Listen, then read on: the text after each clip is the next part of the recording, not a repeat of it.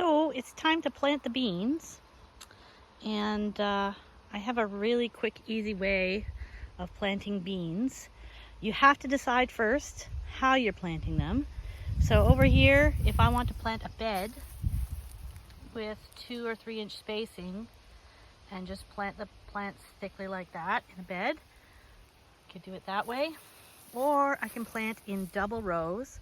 My grandmother swore by this method, planting the beans in rows 2 inches apart, a double row, and her reasoning was that they held each other up, and then you would mulch in between the rows. So you put the rows about 1 foot apart, which is standard farming practice, but you would make it a double row of beans, not a single row, so that they were a bit more tolerant of the weather.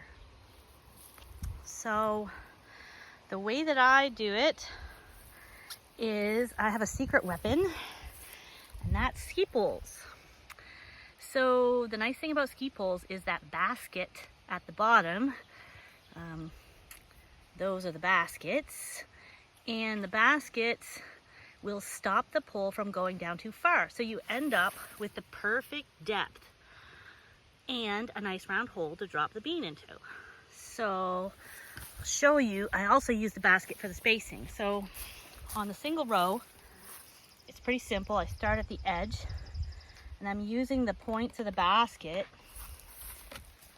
See, lining it up with the last hole each time. So I line it up with the last hole, both at on top. Sorry, I should have had it that way actually. So line it up with the last hole at the top and on the side, on the left. So just keep going along like that and kind of tamp it. It's best if the earth is wet. We had a nice big fat rain last night, so my ground is really humid, and that's giving me the hole will stay there until I come back to put the bean in. And you see how easy this method is? It's near perfect spacing. Be better if I wasn't holding the camera. I'd be getting it a little bit better, but you get the idea. You end up with almost perfectly spaced holes and the perfect depth for beans. So that's for the one. But if you're doing a double row, you use 2 poles side by side, and you can see what I did in this spot here, just like that. And again, use the basket to show the spacing between holes.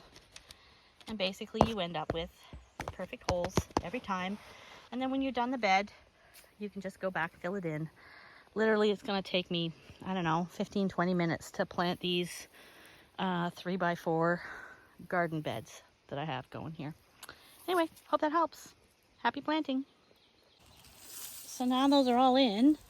It's pretty simple to just scuff lightly to cover what you've planted, and there's a few loose ones there. Throw them down in.